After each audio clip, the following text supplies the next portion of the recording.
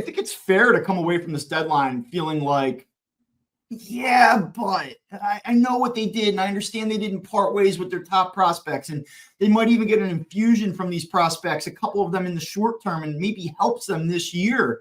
I understand it, but I think part of it isn't just about the weaknesses or the perceived weaknesses. Like I do not believe I cannot talk myself into the Phillies winning a World Series with the middle of the order being what it is. I can't talk myself into the Phillies protecting Kyle Schwarber and Bryce Harper with some combination of Alec Bohm, Nick Castellanos, and I guess, Harrison Bader. I just can't do it. I'm not going to do it. So for that reason, I'm just like, hey, you know what? Do they have a chance? Are they one of 5 teams out of the NL that could probably get there behind their starting pitching? And if someone gets crazy hot, sure. I'm not sitting here saying it's impossible, but I'm not going to go into this thinking that, yeah, they're definitely going to win the division. Yeah, they're definitely going to make the World Series. They're going to finish the deal. I expect them to do that. I don't. And I think part of it, beyond the weaknesses, is just that it's the same group. It's the same chemistry. It's the same DNA in terms of this overall lineup. And you watch them go out to Chicago this past week, and it's just the latest example of, one, the fact that they played the months of June and July at totally 500, dead even, just total mediocrity, total inability to separate whatsoever. And you see this team just sleepwalk. They were terrible on Monday night. They scored early on Tuesday, great. And then Wednesday, you can tell me that they sat there for 4 hours in the rain and they wanted to get home, and it's the White Sox and the stadium's empty. Like, I don't want to hear it. I don't want to hear it. You come out and you get pummeled late in that game. If they don't hit, you can't help but be a little bit fatigued and at the same time a little bit skeptical of that lineup, of this group of guys as is. You go back to 22 and you're like, I believe in this team. There's a special juice here. There's a special, I'm not going to use the V word, but there's a special feeling around these guys as they really got going. And I know that didn't happen until October. That team looked like they were in trouble in September. Like, I know that. But like, there was at least like this idea that there was an upward trajectory.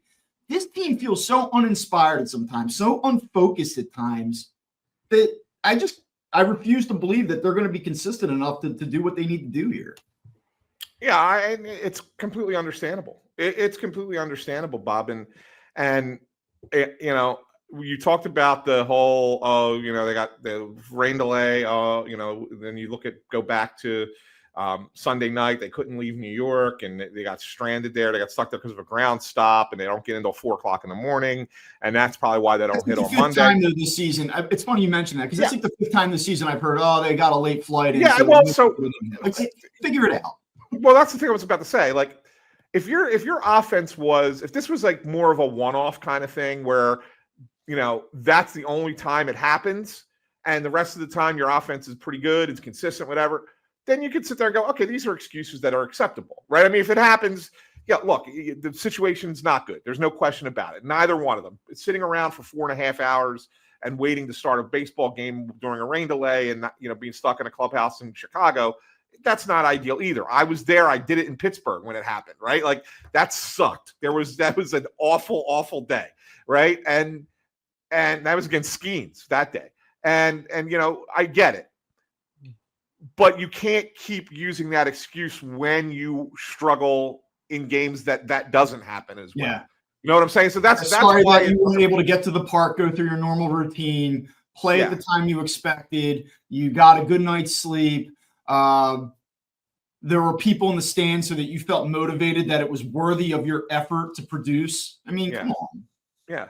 And not that they're out there saying this. Like, they aren't making that excuse. But when you hear people rationalize the lack of production, the way that they played this past week, I totally dismiss that at this point. Like, guess what? My 2 kids slept in the same room last night for the first time in their entire lives. We were up at like 9 different points throughout the night. I didn't sleep much. And I had to wait around for 15 minutes for you to start the podcast today because Russ didn't set it up. So I didn't sleep. I didn't start on schedule. I'm here. I'm going to do this show. I'm going to do my job today. Like, I don't want to hear it. But what you get to look forward to is Nick Castellanos coming off of a 207 July in which he had a 598 OPS and he's going to hit 4th or 5th for you this October. So get excited about that. Red Yeah, October. you know what? That's his worst month since April of last year. He's since May 1st of last year until July 1st this year. He was actually pretty consistent. I mean, not great, but no, consistent. I'm willing to acknowledge that he's been okay. I think that Yeah. we as a fan base have gotten a little bit carried away with the criticisms of him.